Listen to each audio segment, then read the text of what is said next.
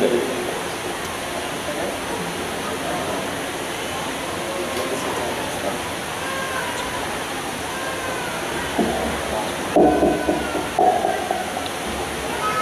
علیکم ورحمۃ اللہ۔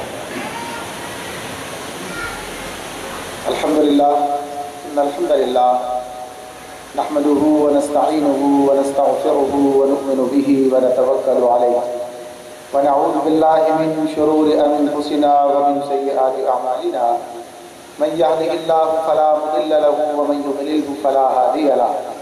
واشهد ان لا اله الا الله وحده لا شريك له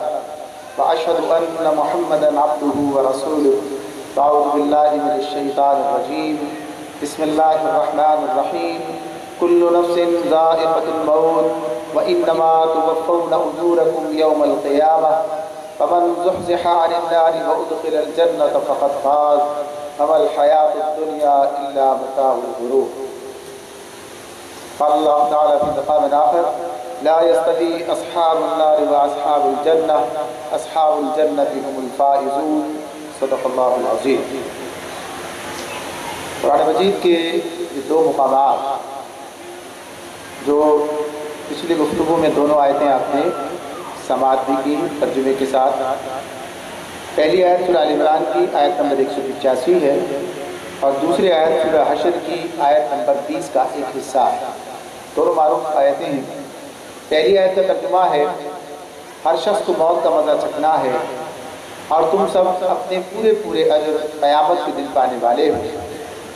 بس جو شخص آگ سے بچا لیا گیا اور جنت میں داخل کر دیا گیا بس وہی شخص کامیاب، اور رہی یہ دنیا تو یہ بس ایک ظاہر فریب چیز ہے۔ اور دوسری آیت جو سورہ حشر کی آیت 20 کا حصہ ہے اس میں اس کا ترجمہ ہے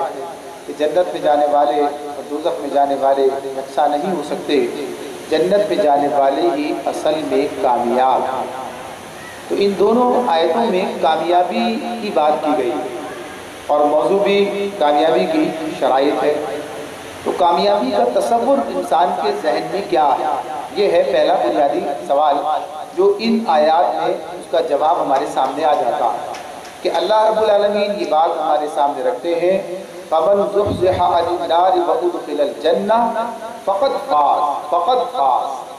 کہ جو آگ سے بچا لیا گیا اور جنت میں داخل کر دیا گیا بس وہی کامیاب ہے، بس تحقیق وہی کامیاب ہے۔ اور ایسے ہی جہاں یہ کہا کہ جنت میں جانے والے اور دوزخ میں جانے والے یکساں نہیں ہے، اور جنت میں جانے والے ہی اصل میں کامیاب ہیں، اصحاب الجنت هم الفائزون۔ تو یہ اللہ رب العالمین کا فیصلہ ہے اور اس کا ارشاد ہے جو ہمیں ہمارے سامنے ہے کہ کامیابی نام کس چیز کا ہے۔ یہ دنیا میں بہت سی کامیابیاں ہیں جن کی طرف انسان دوڑتا بھاگتا رہتا ہے، لیکن یہ ساری وقتی اور ادھوری کامیابیاں، یہ اس بات پر تم جاتے ہی نہیں کہ کامیابی بھی ہے کہ دھوکہ ہے۔ یہ تو بتایا وَمَا الْحَيَاةُ الدُّنْيَا إِلَّا مَتَاعُ الْغُرُورِ، کہ دنیا تو ایک ظاہر فریب دھوکے والی چیز ہے، بظاہر جو چیز کامیابی نظر آتی ہے حقیقت میں وہ ناکامی کی صورت میں سامنے آ، اس کا نتیجہ ناکامی کی صورت میں سامنے آ جاتا ہے۔ یہ تو بات کا معاملہ، اصل میں جنہیں کامیابی کہا بھی جا سکتا ہے ان کا معاملہ بھی کیا ہے، وقتی اور ادھوری، اور انسان اس کے اندر اپنی پوری زندگی صرف کر دیتا ہے اور حقیقی اور پائیدار کامیابی وہ پیچھے رہ جاتی ہے، اسے حاصل نہیں کر پاتا۔ تو یہ جو حقیقی کامیابی کا پہچاننے والا، اس کا شناور، اس کا پہچاننے والا حقیقی کامیابی جس کے پیش نظر ہے، اس کا معاملہ کیا ہے؟ جو اپنی حقیقی کامیابی یعنی جنت کو اپنا نصب العین قرار دیتا۔ اس طرح ہم یہ بات کہتے ہیں اللہ کی رضا کا حصول، ہمارا نصب العین کیا ہے؟ حقیقتاً رضا الہی کا حصول، عملاً قامت الدین کی صحیح جدوجہد، یعنی اس کے نتیجے میں اللہ کی رضا جس کی تعبیر جنت ہے، اللہ کی رضا کا نام، اللہ کی رضا کی تعبیر کیا ہے کہ جنت انسان کو حاصل ہو جائے گی۔ تو اس کا جو جاننے والا ہے، جو اس کو پہچاننے والا اور اس گویا کہیے کہ کامیابی کے لیے جدوجہد کرنے والا، اس کا حال یہ ہوتا ہے کہ وہ جان دے کر کہتا ہے فزت برب کعبہ، کہ رب کعبہ کی قسم میں کامیاب ہو گیا۔ یعنی کامیابی کا معیار، کامیابی کا اصل جو اس کے سامنے تصور ہے، جس کامیابی کے لیے اس نے زندگی لگائی ہے، تو اس زندگی کے گویا کہیے کہ صحیح مقام پر صرف ہو جانے، اس کے گویا کہیے ایک طرح سے اس کے ہاتھ سے یعنی چھن جانے، لیکن صحیح جگہ پر استعمال ہو جانے کو وہ کامیابی قرار دیتا۔ تو کامیابی کا یہ معاملہ ہے، یہ سامنے رہے کہ اصل کامیابی کیا ہے، اور اسی کامیابی کے لیے ہم بات کر رہے ہیں، اسی کامیابی کی شرائط کی بات ہے کہ جو ہمارے سامنے رہے۔ یہ بات بھی سامنے رہنی چاہیے کہ کامیابی خواہشات اور تمناؤں سے نہیں ملتی، یعنی جو کوئی بھی کامیاب دنیا کے لیے جو کام کر رہے ہیں تو وہ بھی بات جانتے ہیں کہ یہ صرف خواہشات اور تمناؤں سے ہی کام نہیں چل سکتا ہے، بلکہ اس کے لیے محنت کرنا پڑتی ہے۔ تو کامیابی خواہشات اور تمناؤں سے نہیں ملتی، بلکہ کامیابی کام کرنے سے ملتی ہے، کام کرنا پڑے گا۔ یقین محکم عمل پہ ہم محبت فاتح عالم، جہاد زندگانی میں یہ ہے مردوں کی شمشیریں، یعنی انہیں میدان عمل میں نکلنا ہے، اس اسلحے کو ساتھ لے کر، ان خصوصیات کو اپنے ساتھ لے کر اسے میدان عمل میں نکلنا ہے، اس کے نتیجے میں کامیابی اس کے قدم چومے گی۔ تو کامیابی کا معاملہ یہی ہے کہ یہ چلتے پھرتے روا روی میں غیر سنجیدگی کے ساتھ اور غیر ذمہ دارانہ طرز عمل کے ساتھ حاصل ہو جائے، ایسا ممکن ہے۔ جیسے آپ دنیا کے معاملے میں اچھی طرح سے اس بات کو جانتے ہیں کہ جس جو مقصد حاصل کرنا چاہتے ہیں تو اس کے لیے سنجیدگی کی بات کرتے ہیں، اس کے لیے آدمی کو ذمہ داری کے ساتھ عمل کرنے پر متوجہ کرتے ہیں اور بتاتے ہیں کہ اس کے بغیر کام نہیں ہوتا، یعنی کامیابی کے لیے خون جگر جلانا پڑتا ہے، کامیابی کے لیے خون جگر جلانا پڑتا ہے۔ یہ عشق نہیں آسان، اتنا ہی سمجھ لیجئے ایک آگ کا دریا ہے اور ڈوب کے جانا ہے۔ یہ کہا کہ یہ قدم قدم بلائیں، یہ سواد کوئے جانا، وہ یہیں سے لوٹ جائے جسے زندگی کو پیاری۔ یعنی کامیابی کا سفر، کامیابی چاہتے ہیں، کامیابی تک پہنچنا، تو اس کے لیے جو شرائط جو راستہ ہے اس کی بات ہو رہی ہے۔ تو یہ ایسے ہی روا روی میں آسانی سے چلتے پھرتے سب کاموں کی طرح ادھر ادھر یہ بھی مل جائے وہ بھی مل جائے، یہ بھی ہاتھ سے نہ چھوٹنے پائے اور یہ بھی ناراض نہ ہونے پائے، ساری دنیا راضی رہے، شیطان بھی راضی، رحمان بھی راضی، یہ ممکن نہیں ہے، یہ ممکن نہیں ہے۔ یعنی انسان کو اپنے مقصد کی طرف پیش قدمی کرنے کے لیے اپنے آپ کو یکسو کرنا ہوتا ہے، اس لیے نصب العین کی بات ہوتی ہے، نصب العین کا ذکر ہوتا ہے۔ جن کا کوئی نصب العین ہی نہیں ہے، یعنی کبھی ادھر اور کبھی ادھر، یعنی ہر ایک چلتا ہوں ہر ایک تیز رو کے ساتھ والا معاملہ اگر کسی کا بن جائے تو پھر بات بنتی نہیں ہے۔ اللہ رب العالمین خود قرآن مجید میں یہ بات کہہ دیتے ہیں، ام حسبتم ان تدخلوا الجنۃ ولما یأتکم مثل الذین خلوا من قبلکم مستهم البأساء والضراء وزلزلوا حتى يقول الرسول والذین آمنوا معه متى نصر اللہ الا ان نصر اللہ قریب۔ بڑی یعنی ساری جو بار بار کی پڑھی جانے والی آیات جو آپ کو یعنی آپ کے ذہن میں پیوست ہیں، زبان زد عام ہمارے دور یعنی جس دور کے ہم لوگ ہیں، اس کام کے کرنے والے ہیں، ہمارے درمیان یہ آیتیں موجود ہیں۔ اللہ تعالیٰ آپ سے کہتے ہیں کیا تم سمجھتے یوں ہی جنت میں چلے جاؤ گے؟ بات تو پہلی ہو گئی کہ اصل کامیابی جنت میں جانا ہی ہے، اصل کامیابی جنت میں جانا ہی ہے۔ تو اللہ تعالیٰ ہم سے یہ بات پوچھ رہے ہیں، سوال کرتے ہیں، اللہ تعالیٰ سوال کر رہے ہیں ہم سے، قرآن مجید میں سوال کر رہے ہیں۔ اہل ایمان سے اس بات کا یہ تذکرہ ہے کہ سورہ آل عمران کے اندر غزوہ احد پر تبصرہ ہے، اس کے درمیان میں یہ معاف کیجیے اس کے درمیان میں بھی یہ ہے، لیکن وہاں پر جہاد اس کا تذکرہ ہے، وہاں بھی ہم حسبتم ان تدخلوا الجنۃ ولما یعلم اللہ الذین جاہدوا منکم ویعلم الصابرین، وہ سورہ آل عمران میں آ رہی ہے، یہ سورہ بقرہ کے اندر آ رہی ہے، جہاں پر اللہ نے امتوں کے اندر بگاڑ کو درست کرنے کے لیے انبیاء بھیجے اور جو جد و جہد انہوں نے کی، تو اس کے اندر یہ بات بتائی ہے کہ کیا تم نے یہ سمجھ رکھا ہے یوں ہی تمہیں جنت مل جائے گی؟ حالانکہ ابھی تم پر وہ سب کچھ نہیں گزرا جو تم سے پہلے والوں پر گزر چکا ہے۔ مصیبتیں آئیں، ہلا مارے گئے، یہاں تک کہ وقت کا رسول اور اہل ایمان پکار اٹھے کہ اللہ کی مدد کب آئے گی، اور پھر انہیں بتایا گیا کہ اللہ کی مدد قریب ہے، یعنی پھر مدد اللہ کی آتی ہے۔ تو اس اعتبار سے یہ جو بات ہو رہی ہے کہ یہ راستہ یعنی چلتے پھرتے آسانی، بالکل ذرا شاید لگتا ہے بڑا مشکل معاملہ ہے، تو پہلی بات تو یہ، اس کی بات بعد میں کرتے ہیں، پہلی بات تو یہ کہ یہ مشکلات، یہ مراحل کس راستے میں آتے ہیں؟ جنت تو جانا چاہتے ہیں لیکن راستہ اس کا اس راستے پر چلتے ہوئے ہی آتے ہیں۔ ویسے تو جس مسلمان سے بھی پوچھ لے، ہر مسلمان اپنے بارے میں یہ سمجھتا ہے کہ میرا مقدر تو جنت ہے، مرتے ہی جنت میں چلا جاؤں گا، یعنی ہر مسلمان کے ذہن میں یہ بات موجود ہے کہ بس جنت تو میرا انتظار کر رہی ہے اور ادھر مرے ادھر جنت میں، یعنی اس کا تصور یہ ہوتا ہے۔ یا کوئی جنت کے لیے کام کرنے کی بات بھی کرتا ہے، نہیں کیا کیا کام لوگ کر رہے ہوتے ہیں جنت کے لیے، جنت میں جانے کی بات کرتے ہیں اور لوگ انہیں یقین بھی دلاتے ہیں اور انہیں اس طرف راغب بھی کرتے ہیں، لیکن معاملہ یہ ہر ایک کے دار و رسم کا یہ جو معاملہ اور یہ تذکرے اور یہ جو باتیں ہیں یہ ہر ایک کے لیے تو نہیں ہے۔ کچھ لوگ تو گاتے گواتے جانے کے اس میں ہوتے ہیں، کچھ لوگ کھیلتے کودتے جانے کے اس میں ہوتے ہیں، کچھ لوگ ویسے ہی اور دوسرے اذکار اور اعمال اختیار کرتے ہیں، لیکن یہ مراحل کا تذکرہ قرآن مجید کی آیت میں ہمارے سامنے کر رہا ہے اور جنہیں اس کے سمجھنے کے والوں نے اپنے اشعار کی صورت میں پیش کیا ہے۔ تو یہ کہاں، یہ پہلی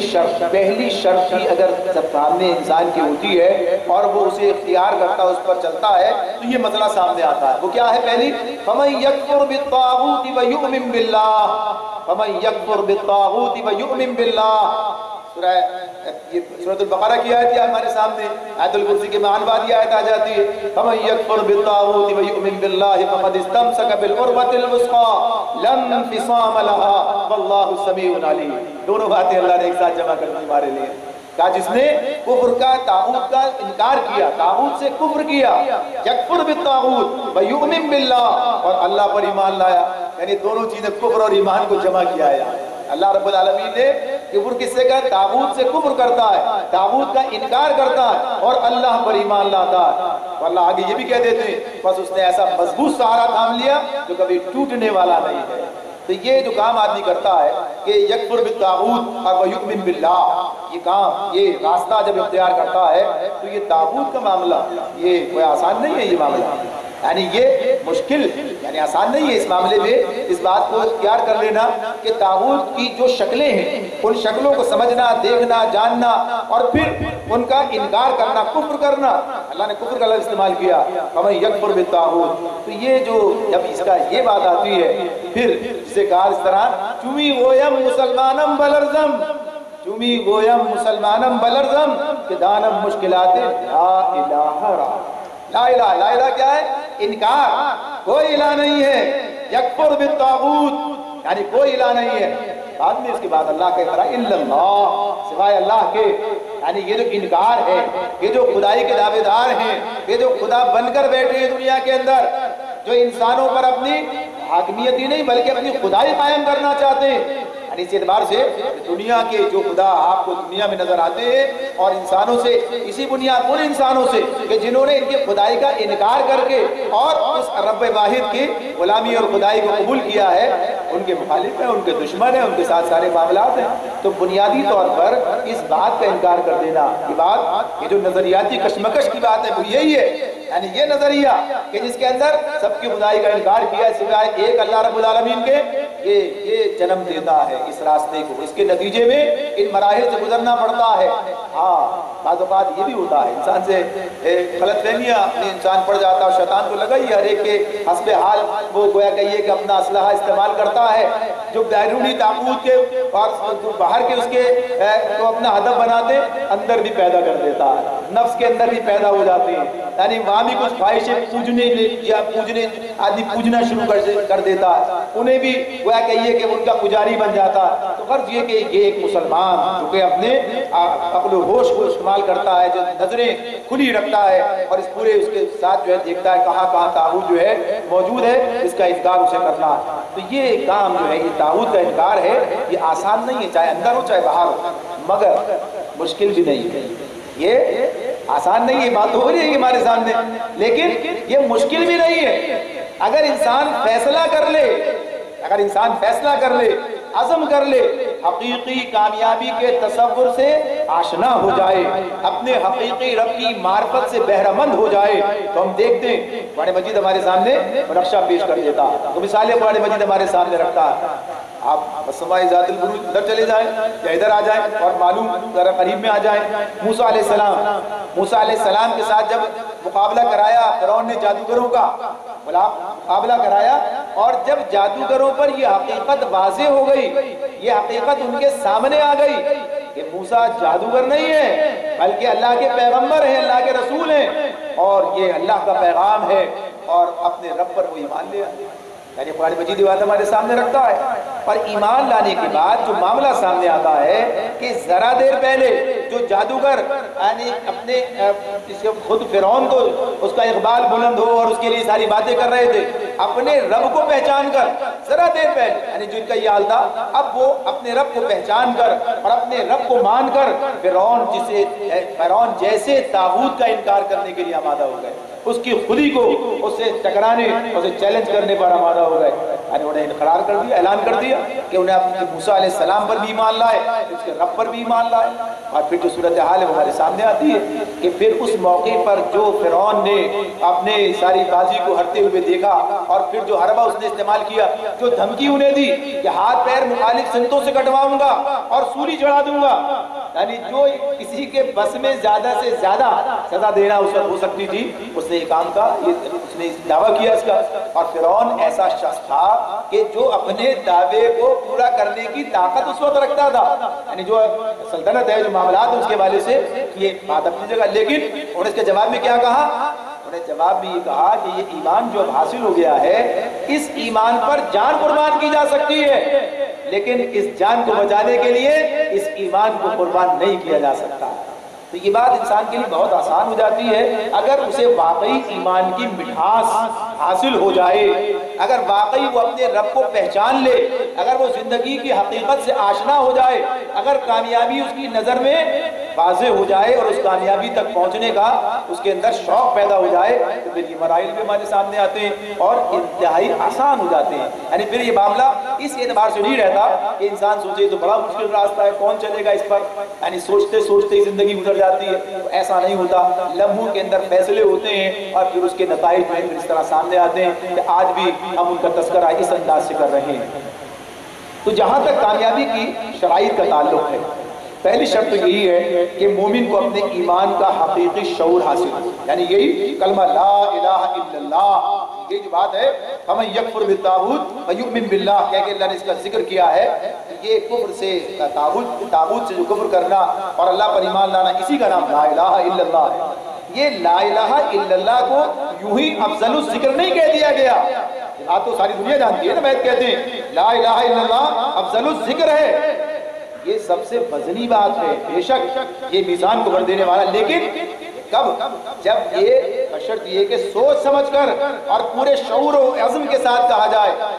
پورے عزم کے ساتھ، سوچ سمجھ کر، شعور کے ساتھ، تو بڑی وزنی بات ہے یہ، یعنی اس کا نتیجہ یہی نکلتا ہے، ورنہ تو پھر بات یہ ہے خرد نے کہہ بھی دیا لا الہ تو کیا حاصل، دل و نگاہ جو مسلمان نہیں تو کچھ بھی نہیں۔ تو یہ بات کے دل میں اتر کر اور حقیقت کو پا کر اور پھر اس کے تقاضے اور پھر جو اس کے یہ جو یکفر بالطاغوت کی بات ہے، اس کو ذہن میں رکھتے ہوئے واضح طور پر آدمی اس راستے سے گزرتا ہے تو یہ شرط اس کی پوری ہو جاتی ہے، تو پھر آگے کام چلتا ہے اور پھر اپنے مقصد کا شعور اور اس کے لیے جد و جہد، اس کے لیے جد و جہد، میری زندگی کا مقصد تیرے دین کی سرفرازی، میں اسی لیے مسلمان، میں اسی لیے نمازی، هو الذی ارسل رسولہ بالہدی ودین الحق لیظہرہ علی الدین کلہ وکفی باللہ شہیدا۔ یعنی یہ آیت جو کہ آپ نے سماعت کی تھی آغاز میں، انہی آیت کا تذکرہ، وقت بچاتے ہیں اس ترجمے میں بات کریں گے۔ تو اس اعتبار سے کہ اس دین کے اپنے کام کو، اس مقصد کو سمجھ کر اور اسے اپنا مقصد زندگی بنا کر اس پر کام کرتے چلے جانا، یعنی اس راستے پر آگے بڑھنا، تو غلبہ دین کی جدوجہد میں مصروف افراد کے حوالے سے اللہ رب العالمین نے وہ بہترین افراد یعنی بہترین جماعت کی مثال ہمارے سامنے رکھی ان آیات کے اندر۔ اب آگے کی جو شرائط کے حوالے سے بات ہے تو ہمیں وہ اللہ تعالیٰ اس جگہ رہنمائی دے رہے ہیں۔ قرآن مجید میں تو بہت سارے عنوانات ہیں، بہت سارے مقامات آئیں گے جہاں اللہ تعالیٰ ان لوگوں کے اوصاف بیان کریں گے، وہ شرائط بیان کریں گے، وہ تقاضے ان کے سامنے رکھیں گے کہ جن کے نتیجے میں کامیابی انسان کے قدم چومتی ہے اور دنیا میں بھی اللہ تعالیٰ اسے سرفراز کرتے ہیں اور آخرت کی حقیقی کامیابی تو ان کا مقدر بنے گی۔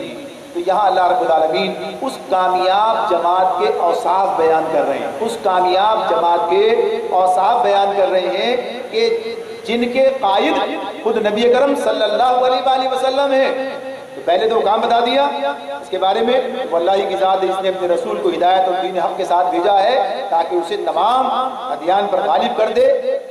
اور اس بات کے لیے اللہ کی گواہی کافی ہے۔ یعنی اللہ کے رسول ہونے کے حوالے سے بھی اور اس کام کے سپرد کیے جانے کے حوالے سے بھی. اور پھر کیا کہا؟ محمد رسول اللہ والذین معہ اشداء علی الکفار رحماء بینہم.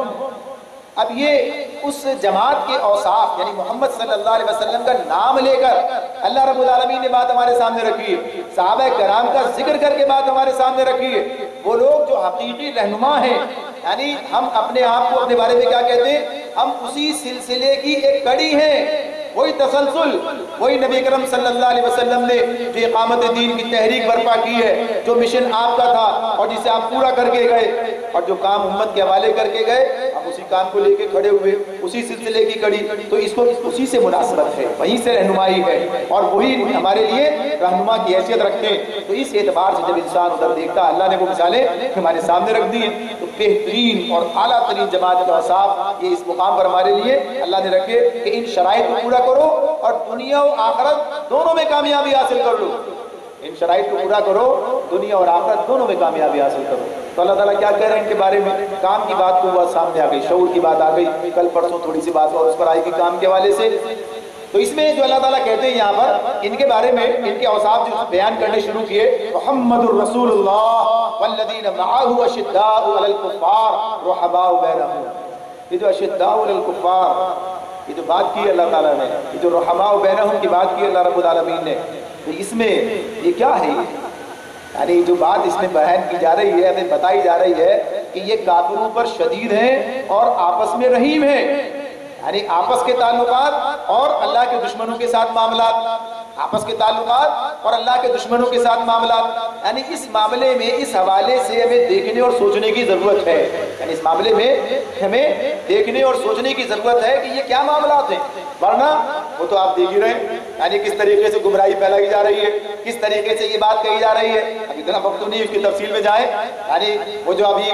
قومی اسمبلی کے اندر بیٹھ کر اور اس طریقے سے اس خاتون نے جو بات کی ہے، یعنی جس انداز سے گویا کہ یہ کہ اللہ رب العالمین کے احکامات کا بالکل اس نے اس کے یعنی اس کے آمدن اگر کی ہے تو ظاہر سی بات ہے اس کے نتائج کیا ہیں یہ علماء اور مفتیانی بیان کریں گے. اور لیکن اگر جہالت کے نتیجے میں کیا ہے تو آپ دیکھیے کہ پوری قومی اسمبلی سن رہی ہے اس کی اس بات کو بیٹھ کر اور کیا معاملات وہاں پر ہو رہے ہیں اور کس طریقے سے وہ یہودیوں کے حوالے سے فیصلے کر رہی ہے. چلیے اس پر بات کریں گے. یہاں پر اس کی اصولی باتیں کرتے ہیں کہ یہ بھی چیزیں پیدا ہوتی ہیں، اس حوالے سے یہ کام سامنے آتے ہیں. یہاں پر جب اللہ رب العالمین ہمارے سامنے یہ بات رکھتے ہیں ہم اس کو اسی طرف لے کر آتے ہیں. اسی حوالے سے آپ دیکھیں بنیادی طور پر یہ بات کیوں کہی جا رہی ہے؟ اشداء علی الکفار، اشداء علی الکفار، یا یہ بات یا تو کفار کی بات کی اللہ تعالیٰ نے، وہاں یہود و نصارہ کے حوالے سے واضح طور پر بات کی اللہ تعالیٰ نے اہل ایمان سے کہ یہ تمہارے دوست نہیں ہیں. یا ایھا الذین آمنوا لا تتخذوا لا تتخذوا اليہود والنصارى اولیاء بعضهم اولیاء بعض. کہ لوگوں جو ایمان لائے ہو یہ تمہارے دوست نہیں ہیں اور یہ آپسی میں ایک دوسرے کے ساتھ تعلق ان کا ہے اور جو ادھر جائے وہ اس کا شمار انہی میں اور ایسی ایک نہیں. جب کبھی یہ موضوع ہو تو بہت ساری آیات اس میں آپ کے سامنے آتی ہیں. ایسا کیوں ہے؟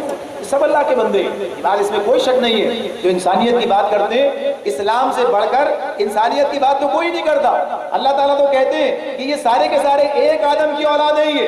یعنی کوئی اور تھوڑی ہے. ہمارے جو باپ ہیں وہ ان کے بھی اصل جد امجد کی بات جو ہے اللہ تعالیٰ جب یہ بات کہتے ہیں سب ایک آدم کی اولاد ہیں. ظاہر سی بات ہے کہ کوئی باہر تو نہیں رہا اس کے اندر. جو انسانیت کی بات کرتے ہیں تو یہ تو اسلام جو بات پیش کرتا ہے اس کی تو کوئی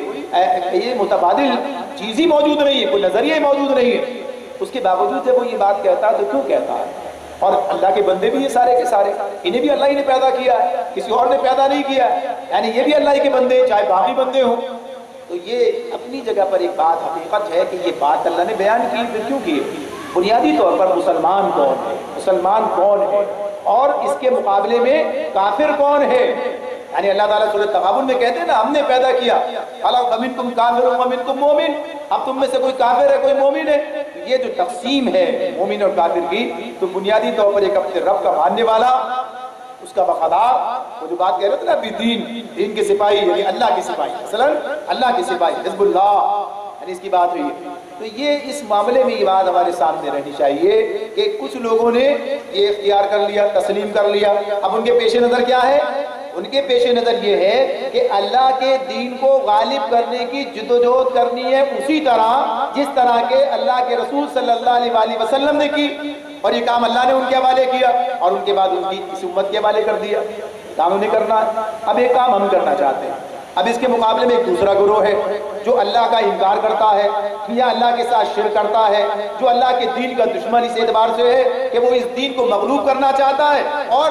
جانے جو کچھ اس نے بنا رکھے انہیں غالب کرنا چاہتا ہے۔ اب یہ دونوں کہاں ہیں؟ ایک دوسرے کے ساتھ ہیں مد مقابل، یعنی ایک اللہ کے دین کو غالب کرنا چاہتا اور دوسرا اللہ کے دین کو مغلوب کر کے، دیکھیں غالب ایک ہی ہو سکتا،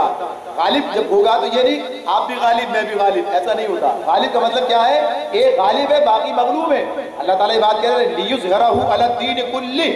علی الدین، کوئی اور تو شرک کی بات کرتا بھئی آپ بھی چلو ہم بھی چلیں دونوں مل کے، ایسا اسلام نہیں مانتا یہ بات۔ وہ کیا کہتا ہے؟ حق لا شریک ہے، یعنی باطل دوئی پسند ہے، حق لا شریک ہے، شرکت میانہ ہے حق و باطل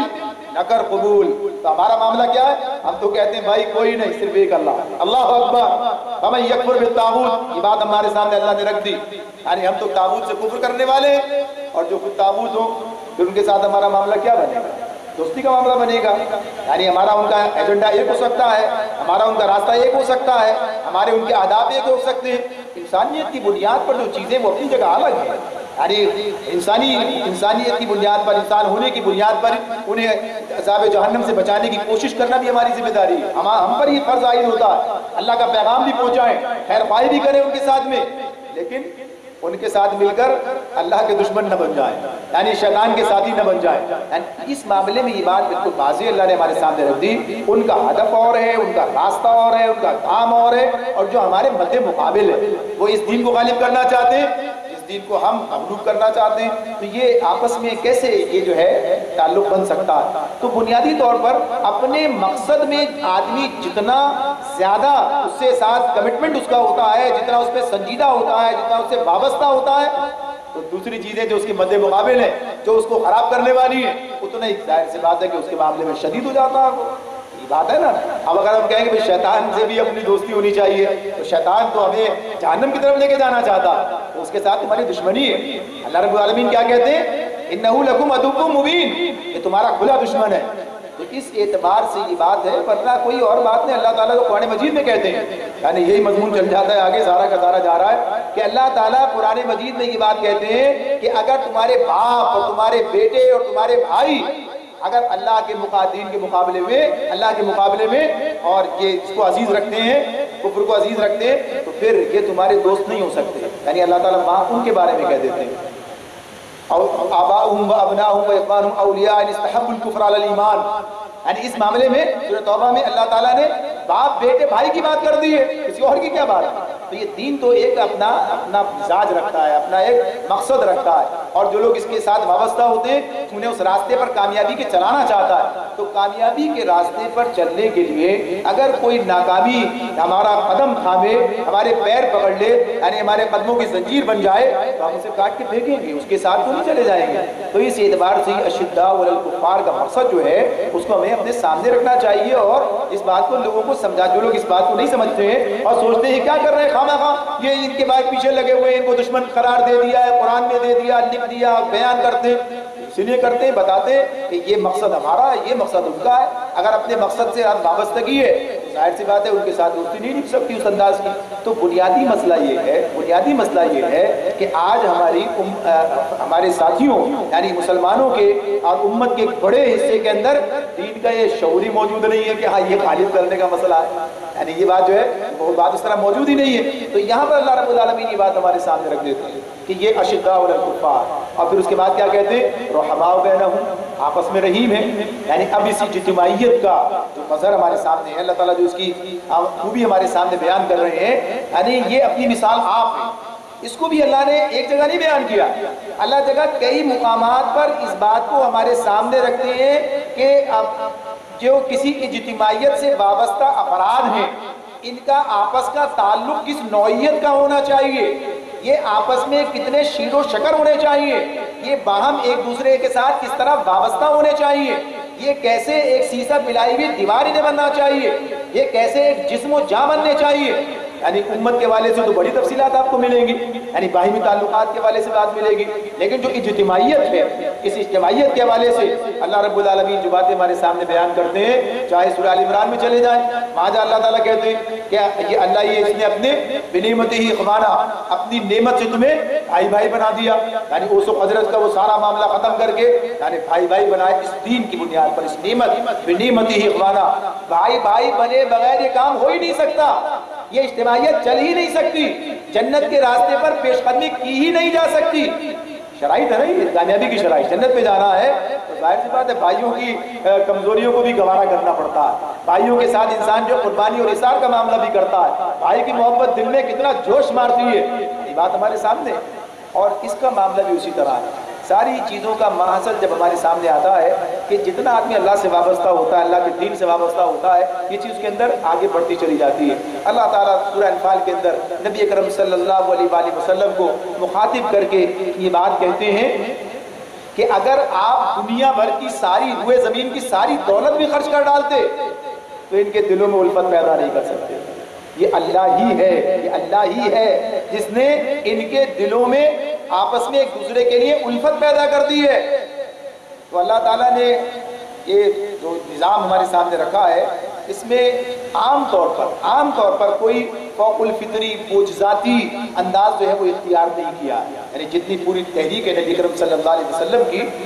مکے کے اندر بھی اور مدینے کے اندر بھی، یہ بات ہمارے سامنے آتی ہے، کوئی ایسی چیز میں نظر نہیں آتی ہے، یعنی وقتی طور پر کچھ چیزیں بھی نظر آئیں، لیکن عمومی طور پر حد یہ ہے کہ وہ اللہ رب العالمین جو اپنے رسول کو معراج کے سفر پر لے گیا، جس کا ذکر اس نے قرآن میں کیا، سبحان الذی اسری بعبدہ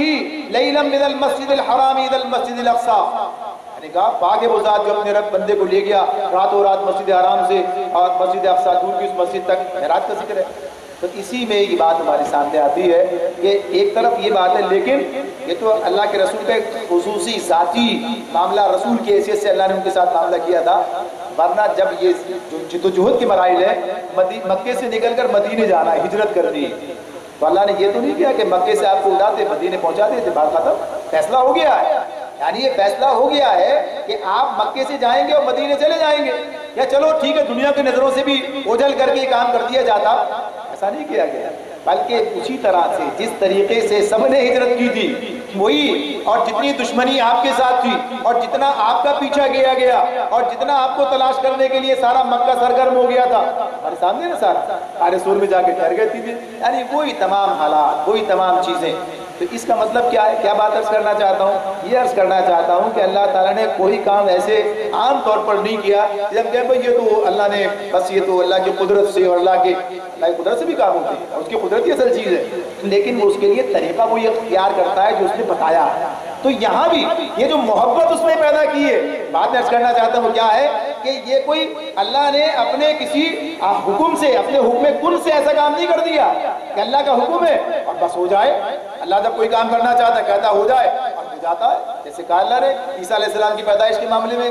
مریم کو جواب دیا اللہ نے کہ آج جب فرشتہ جواب دے، اللہ جب کچھ کرنا چاہتا ہے تو کہتا ہے کن فیکون، ہو جاتا ہے، اللہ کہتا ہے ہو جا ہو جاتا ہے، اس کی شان یہی ہے۔ لیکن یہ تحریک، یہ ساری جدوجہد، اس میں اللہ نے انسانوں کو ذمہ دار قرار دیا، اسی طرح سے ان کو مدد کرتا ہے، ساتھ دیتا ہے، اور ایسے دیتا ہے کہ اس کی مثال نہیں ملتی ہے، مگر کام انسان کو خود ہی کرنے ہوتے ہیں۔ تو یہاں پر جو بات ہمارے سامنے آتی ہے وہ یہ ہے کہ اس دین کی بنیاد پر، اس دین سے وابستگی کی بنیاد پر، اس مقصد کے ساتھ عشق کی بنیاد پر، اس کے ساتھ آدمی کے وابستہ ہو جانے کی بنیاد پر ایک دوسرے کے لیے دلوں سے محبت کے سوتے پھوٹنے لگتے ہیں۔ آپ میرا کام کر رہے ہیں، میں آپ کا کام کر رہا ہوں، ہم سب مل کر ایک کام کر رہے ہیں، ہم سب مل کر اللہ کو راضی کرنا چاہتے ہیں، ہم سب جنت کے مسافر ہیں، اور یہ سفر تنہا اکیلے کیا نہیں جا سکتا ہے، اس کے لیے ساتھی بنانا، ساتھ مل کر چلنا، اجتماعیت اختیار کرنا، اجتماعیت کے تقاضے پورے کرنا، یہ سارے ضروری ہیں، کام کرنے پڑیں گے۔ اگر کسی خانقاہ میں، کسی تنہائی کی کسی مجلس کے اندر، مجلس کا تو سوال ہی تنہائی کے ساتھ نہیں ہو سکتا، یعنی تنہائی کی کسی مقام کے اوپر کسی ایسی جگہ انسان چلا جا سوچے جنت مل جائے گی، تو اس کا اسلام نے انکار کیا، اسے کہا ہے کہ یہیں پر تمہیں اسی طریقے کے مطابق جیسے محمد رسول اللہ صلی اللہ علیہ وسلم کو غار ہرا سے نکال کر اللہ تعالیٰ لے کر آئے اور لا کر انہیں اس دنیا کے کارزار کے اندر اللہ تعالیٰ نے لگا دیا، या अय्युहल मुद्दस्सिर क़ुम फ़अंज़िर वरब्बक फ़कब्बिर, लगा दिया बस चलिए करिए काम अपना। तो इस एतबार से यहीं पर तो यहीं वो तमाम चीज़ें भी खुद ब खुद होती चली जाएंगी अगर आदमी इससे वाबस्ता होगा। तो ये इंसान के सामने अल्लाह ने रखी है बात की शराइत कामयाबी की क्या है। और फिर उसके बाद क्या कहते हैं, तराहुम रुक्कान सुज्जदा, तराहुम रुक्कान सुज्जदा यब्तगून फ़ज़लन मिनल्लाहि व रिज़वाना। देखिए एक जगह पर एक बात बयान होती है, फिर उसके दूसरे भी और पहलू आते हैं सामने, वो रुख अल्लाह दिखाता है। लेकिन ये सब जिसे कहें तस्वीर के मुख्तलिफ टुकड़े हैं जिन्हें जोड़कर इंसान एक पूरा नक्शा सामने बना लेता है, यानी नक्शा उसके सामने बन जाता है। अगर नक्शा है और मंजिल की तरफ जाना है तो सारे जोड़कर और नक्शा और रास्ता बाज़ हो जाएगा, ये नक्शा है, चलना आगे इसके ऊपर। तो यहाँ उसको अल्लाह ने कुछ चीज़ें यहाँ रखी हैं, कुछ दूसरे मुकाम पर रखी हैं। तो यहाँ पर उनका अल्लाह के साथ ताल्लुक उसको इस मुकाम पर बताया है कि ये तो बंदों का आपस में ताल्लुक हो गया, यानी अशिद्दाउ अलल कुफ़्फ़ार और रुहमाउ बैनहुम, बंदों का साथ ताल्लुक है। अल्लाह के साथ क्या है, तराहुम रुक्कान सुज्जदा यब्तगून फ़ज़लन मिनल्लाहि व रिज़वाना। अल्लाह ताला ये बात बता रहे हैं कि तुम उन्हें देखोगे तो रुकू और सुजूद के अंदर मशगूल पाओगे, तुम उन्हें देखोगे तो रुकू और सुजूद के अंदर मशगूल पाओगे। तो ये जो कैफियत साहबे कराम के वाले से अल्लाह रब्बुल आलमीन ने हमारे सामने रखी है, तो इस मामले में ये बात हमारे सामने, उनकी ज़िंदगी हमारे सामने कि उन्होंने अपनी पूरी ज़िंदगी को जिस तरीके से गुजारा है कि जिसके अंदर गोया कहिए जो मार्के उनके ज़रिए से सरंजाम पाए हैं, इसमें सबसे बड़ी चीज़ क्या है, वही अल्लाह से ताल्लुक़ है, वही अल्लाह से ताल्लुक़ है जिसके बगैर इंसान इस रास्ते में आगे नहीं बढ़ सकता। इसलिए अल्लाह ताला क्या कहती है नबी अकरम सल्लल्लाहु अलैहि वसल्लम से सूरह अलम नशरा के अंदर, फसन यस्सरुल युस्रा वमा युक़िनु मालुहु इन्ना अलैना लल हुदा।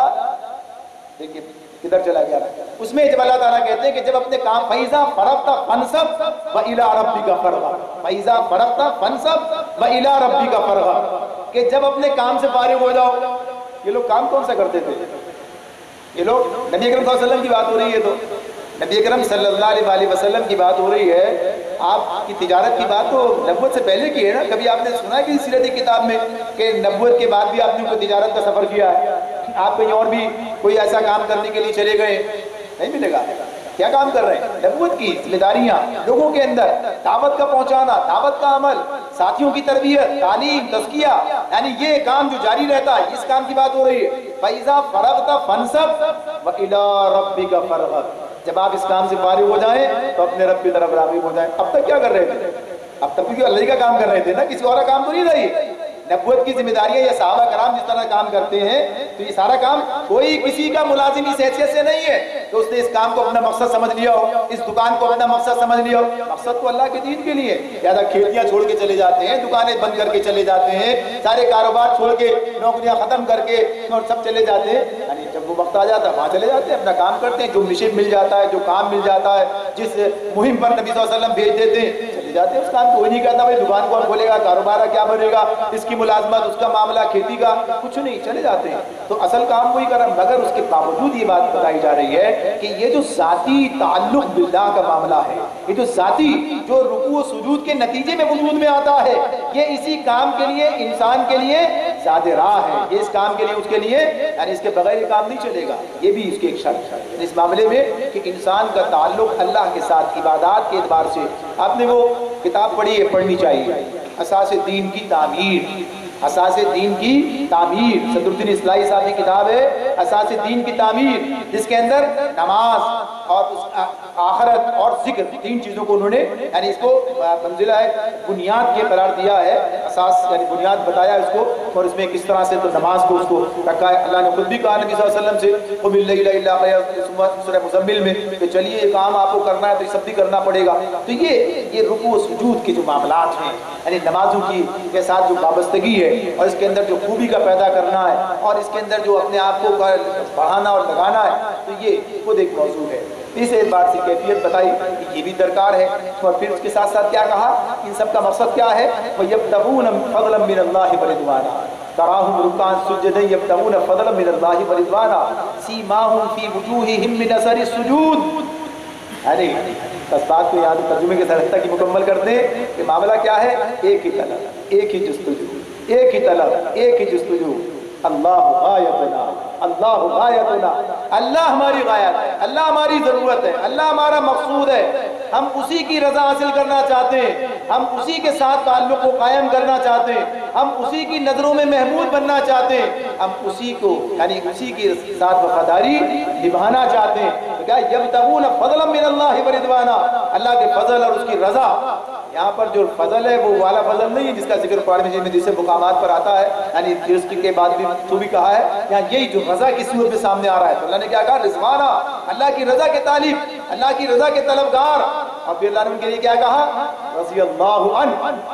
یعنی اللہ نے ان سے کیا ان کے لیے کیا کہہ دیا؟ اللہ ان سے راضی ہو گیا، اللہ ان سے راضی ہو گیا، اور یہ بھی کہا کہ وہ اللہ سے راضی ہو گیا۔ تو اس اعتبار سے یہ چیز، یہ مقصود، یعنی یہ کیفیت ان کی بیان کی، اور پھر وہ جو ان کے اندر اس کے نتیجے میں تبدیلی آتی ہے اسے بھی ایک جملے کے اندر واضح کر دیا، سیماہم فی وجوہہم من اثر السجود، ان کے چہروں سے یعنی تمہیں یہ چیزیں نظر آئیں گی، یہ نقشہ نظر آئے گا، یہ کیفیت تم دیکھو گے۔ چہروں سجود کے آثار جو ہیں، اس میں مولانا تفہیم میں لکھا ساری چیزیں گٹے کی بات نہیں ہے، فلاں نہیں ہے، بلکہ کیا ہے، یعنی جس کے معاملے میں جسے کہا، اس کے لیے کہا نا کہ جسے دیکھ کر اللہ یاد آ جائے، جسے دیکھ کر یعنی جس کو دیکھ کر ایسے درویش، ایسے لوگ، ایسے اللہ والے، یعنی جنہیں دیکھ کر لوگ جو ہیں اللہ کو یاد کریں، جن کو دیکھ کر اللہ یاد آ جائے، یعنی ان کے عمل سے، ان کے قول سے، ان کے فعل سے، ان کے کردار سے، ان کے افکار سے، ان کے اقوال سے، ان کے اعمال سے، ان کی چال سے، ان کے ڈھال سے، ہر ایک میں اللہ کی طرف پیش قدمی نظر آتی ہے۔ اللہ رب العالمین ہمیں اسی پیش قدمی کی طرف، اسی کی ہمیں شوق عطا فرما دے، اور یہ پیش قدمی کرنے والا بنا دے۔ آخر دعوانا ان الحمدللہ رب العالمین۔